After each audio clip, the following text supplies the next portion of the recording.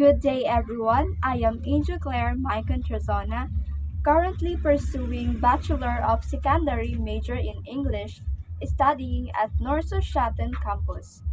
So for today's discussion, we will be discussing about curriculum implementation in the Philippine context, research on curriculum development, local and international.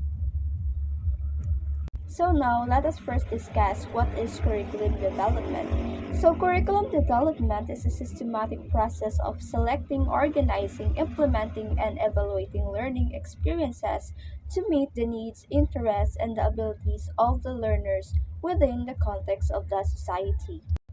It ensures that the instructions aligns with learners' developmental levels and the demands of the community and nation global goals of education.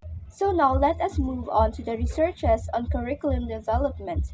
We will be focusing in the Basic Education Curriculum 2002 implemented by the Department of Education or also known as DepEd. The goal of these is to produce learners who are functionally literate, value-laden, and equipped with essential life skills, but with the core values makabayan, makatao, makakalikasan, at makabansa.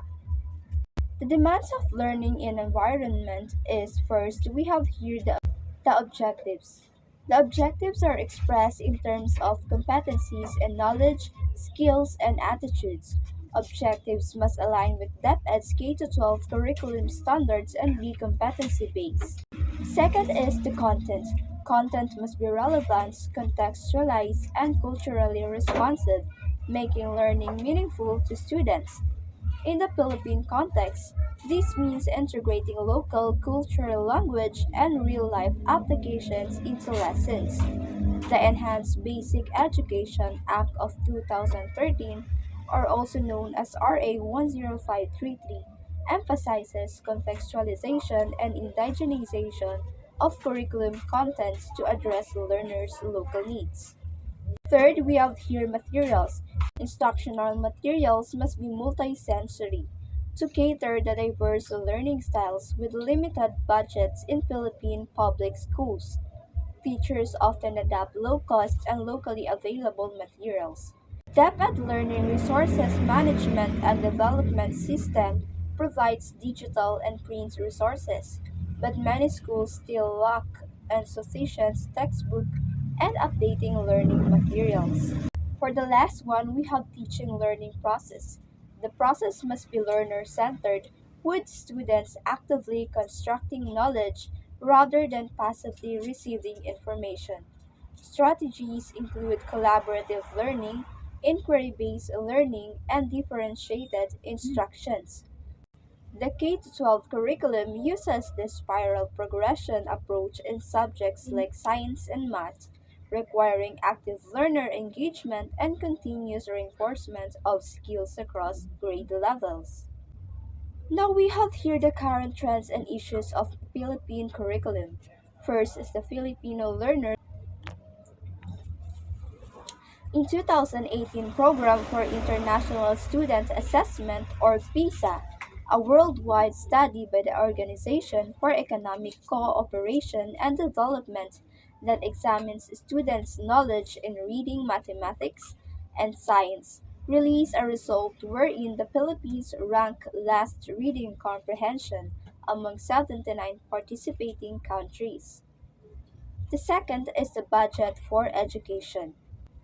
Although it has been mandated by the Philippine Constitution for the government to allocate the highest proportion of its government to education, the Philippines remains to have one of the lowest budgets allocation to education among Asian countries.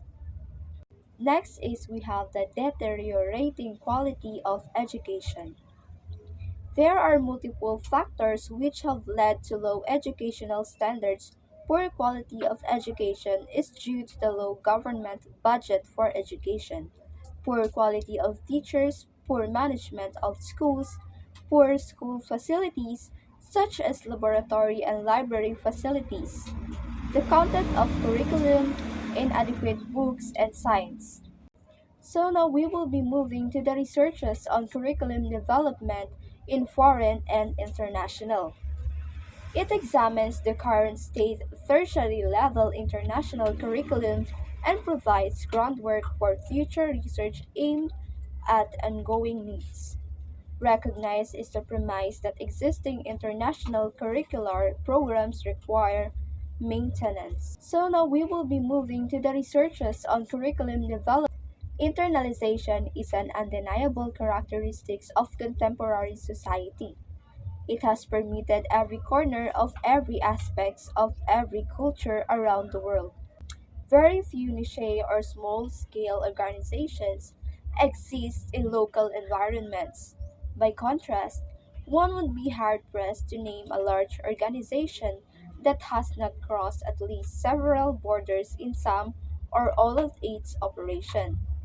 Accordingly, as unexpected times of conflict, evolving trends in trade, and progressing levels of commerce emerge, education will be forced to accommodate the challenges at school level. According to Skurman 2000, introduced an institution-wide framework whereby schools may move towards internalizations. Three specific characteristics were proposed: institutional commitment, organizational leadership, and the resource availability. According to the author, any school successfully moving towards internalization will display these three characteristics. The author goes on to describe the micro and the macro examples of how internalization actually implemented. Micro examples include challenges in university services, such as the students' services, information technology, and management. In this sense, we see a very broad protocol for internalization of the institution itself. A major component of these curricula changes. It is also evident here in this work that the term curriculum most likely reaches beyond pedagogical practices and into the realms of extracurricular activities, including the cultural activities and exchange programs. Now we have internalization for the faculty, according to whom 2000 provides an interesting case study whereby professionals from two schools, the Hong Kong Polytechnic and the University of Warwick, enrolled in the exchange program. The author describes how the students' learnings were twofold.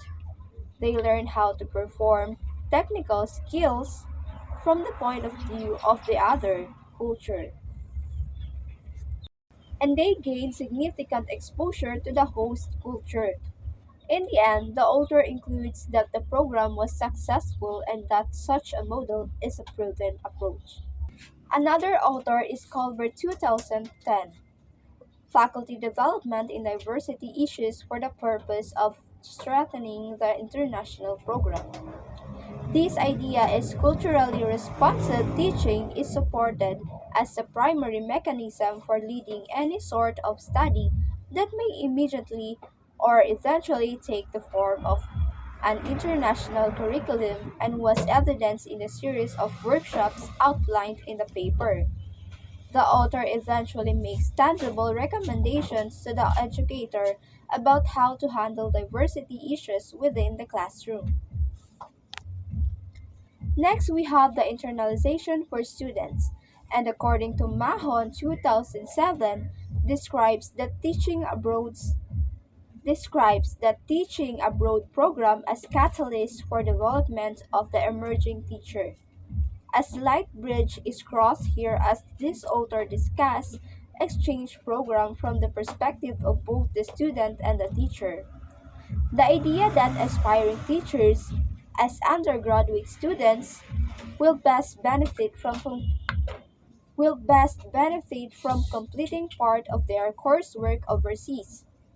Other works describes study abroad programs, strictly for the benefit of undergraduate business students.